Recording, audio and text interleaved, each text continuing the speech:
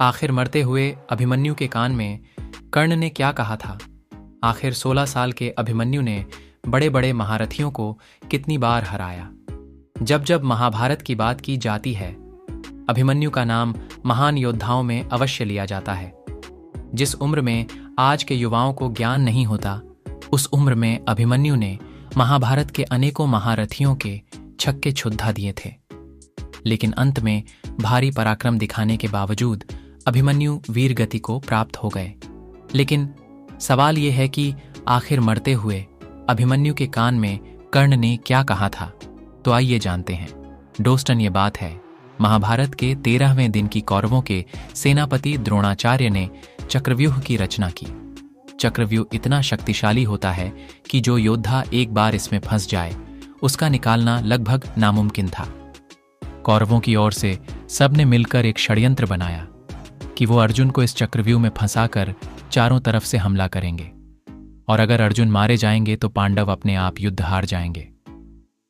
लेकिन उस चक्रव्यूह में अर्जुन नहीं फंसे, बल्कि उसमें फंसे खुद उस चक्रव्यूह को भेदने पहुंचे। अभिमन्यु अब भगवान महादेव से मिले खास वरदान के तौर पर जयद्रथ ने चारों पांडवों को चक्रव्यूह के बाहर ही रोक दिया और उस चक्रव्यूह में प्रवेश किया। अभिमन्यु ने, जैसा कि हम सब जानते हैं कि अभिमन्यु ने सुभद्रा के गर्भ में ही चक्रव्यूह के अंदर प्रवेश करना सीख लिया था, और उन्होंने इसी का फायदा उठाया और वो चक्रव्यूह में प्रवेश कर गए। उन्होंने न सिर्फ गुरु द्रोणाचार्य, बल्कि कृतवर्मा, कृपाचार्य, कर्ण, दुर्योधन सभी को परास्त कर दिया था। चक्रव्यूह में घुसते ही उन्होंने हाहाकार मचा दिया। उन्होंने द्रोणाचार्य के धनुष को काट दिया। देखते ही देखते कर्ण के ऊपर 8 कृत, वर्मा के ऊपर 5 और शकुनी को 22 बार बाण मारे। यहां तक कि दुर्योधन, दू, शासन और कृपाचार्य ने जब अभिमन्यु को देखा तो उनकी हिम्मत नहीं हुई कि वो अभिमन्यु का सामना कर सके। इसी बीच दुर्योधन के पुत्र लक्ष्मण और अभिमन्यु का भी युद्ध हुआ, जहां अभिमन्यु ने एक ही तीर से लक्ष्मण के सर को धड़ से अलग कर दिया। देखते ही देखते दुर्योधन बहुत क्रोधित हो उठा और उसने कर्ण से गुजारिश की कि सूर्यास्त होने से पहले ही इस बालक को हमें मिलकर मारना होगा। अभिमन्यु हाय अकेला एक ऐसा योद्धा था जिसने 8 से भी ज्यादा योद्धाओं को एक साथ परास्त किया था।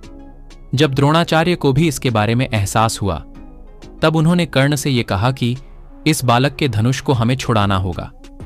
अगर इस बालक के हाथ में धनुष रहा तो सूर्यास्त होने से पहले ही पूरी कौरव सेना का नाश हो जाएगा। इसीलिए मौके का फायदा उठाकर कर्ण ने अभिमन्यु का धनुष काट दिया। अश्वत्थामा ने उसके रथ के टुकड़े कर दिए। फिर क्या 16 साल के बालक के ऊपर 8 से भी ज्यादा महारथी टूट पड़े।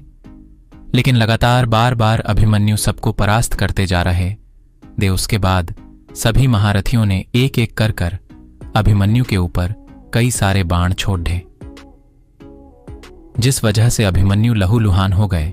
लेकिन फिर भी उन्होंने राठ का पहिया उठाकर युद्ध शुरू रखा, और तभी वो क्षण आया जब अभिमन्यु के समक्ष पहुंचे स्वयं कर्ण, और कर्ण ने उन्हें धराशाही कर दिया।